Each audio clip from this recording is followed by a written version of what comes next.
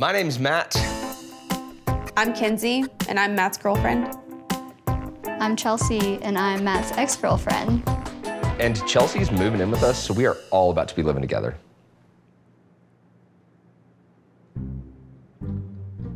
Dog toy.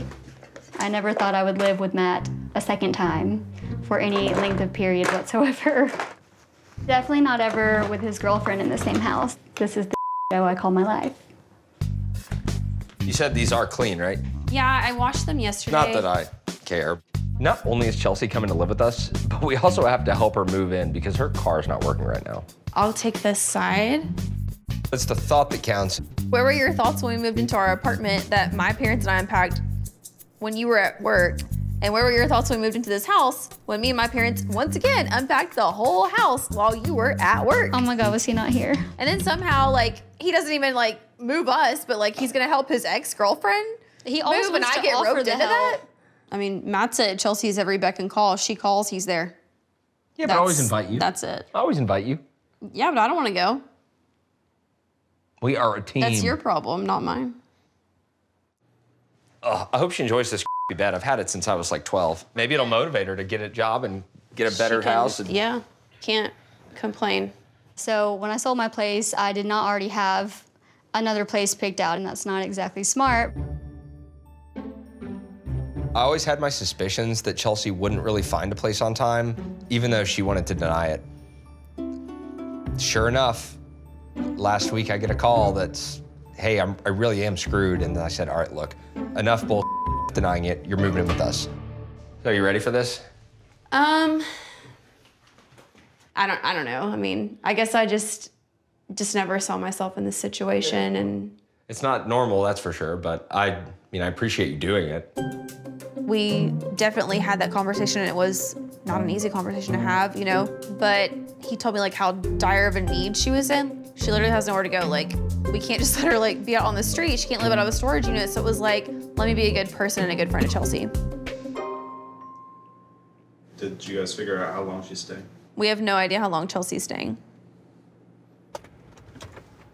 All right, let's do it. Hello. Hey, happy moving day. Oh my God. A couple of these things need to go in your truck, and we're gonna take them with us, and then some of these boxes can just be left back for the movers to grab. Me and Matt met when I was in high school at a mutual friend of ours' birthday party. She was there with some dude she was dating, but like they weren't speaking, and I could tell there was like a fight. And I was like, you want to go to Taco Bell? Like, you fly, I'll buy.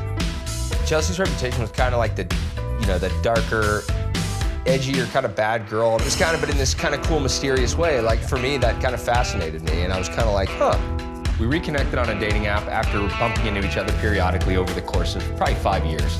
First night together, we drank for about 8 hours straight. We had this instant chemistry, instant connection. I definitely thought I was gonna marry her, and I know that she thought the same. We would talk about it. We'll need to get some of Lily's stuff together too. All right.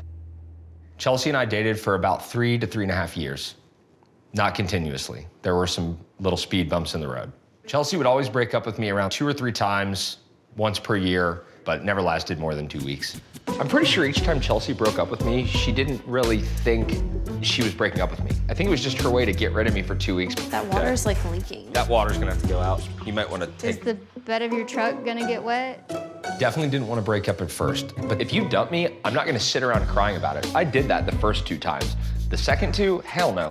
I decided, hey, I'm gonna get out there and see what else is out there.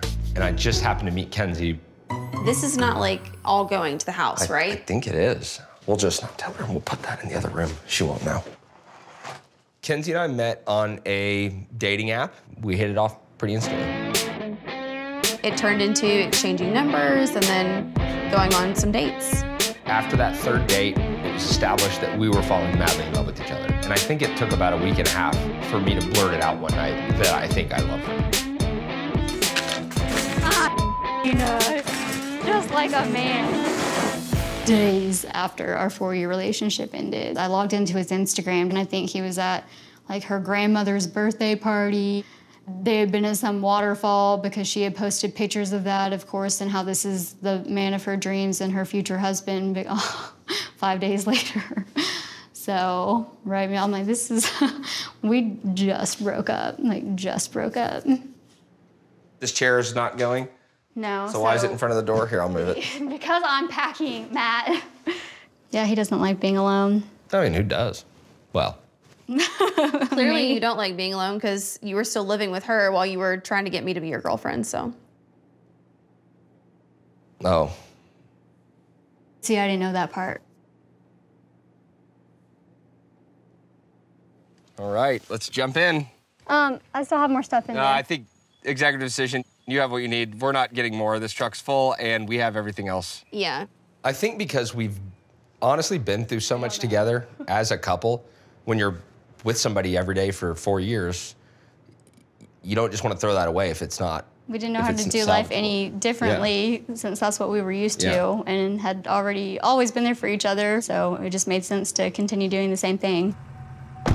All right, let's do it.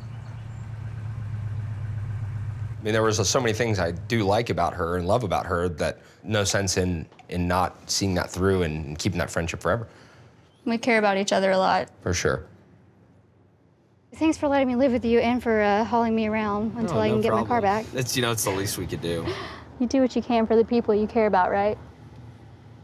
Every time I would see Chelsea's name pop up on Matt's phone, it was kind of like making my stomach hurt. Like, you get that feeling, you know, in the pit of your stomach, like, what's going on here? I know they will say, like, at the end of the day, it's not weird, but to me, it still, like, irks me. It's something I do think about. All right. Chelsea's definitely my best friend. You know, we talk every day. She needed help. And so Kenzie and I both were totally cool with this situation. I don't know about that. You can't speak for Kenzie when she's not around. Well, I know how she feels. She tells me. We talk. She says, I love Chelsea so much. She does like you, or else she wouldn't be allowed in the house. She likes you. She trusts you. Okay.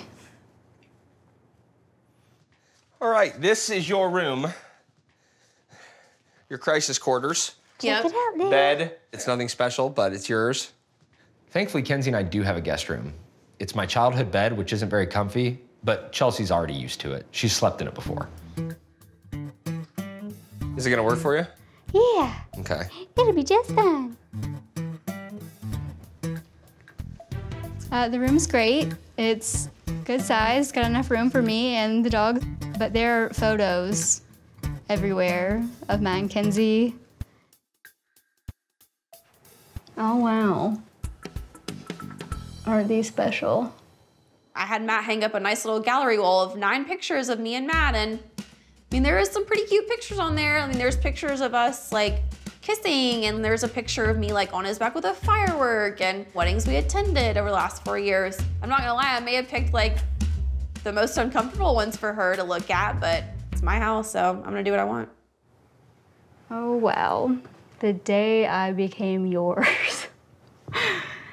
28th May 2018. Isn't that so special?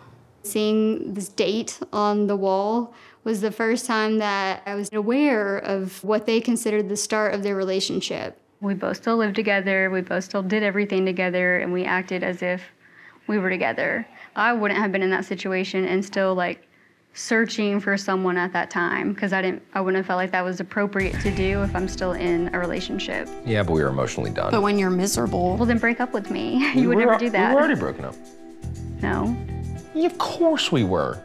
Chelsea acts like your relationship wasn't over when we started going on dates, but it was. Just because Matt was still living there, like he had an obligation to pay the rent. But he was still sleeping in the same bed with me. What do you mean he was sleeping in the bed with you? Well, when we still lived together, we still shared the same bed. Bed, couch, potato, potato. No, not potato, potato. Like, it's pretty clear there. You're either in the bed or you're not. So you're sleeping next to her or you're not. If the relationship was over, you should have been sleeping on the couch. Well, I don't know. It was so long ago. My memory's a little skewed. I think you're just making up so that I don't get mad. It clearly didn't affect our relationship because we're sitting here today.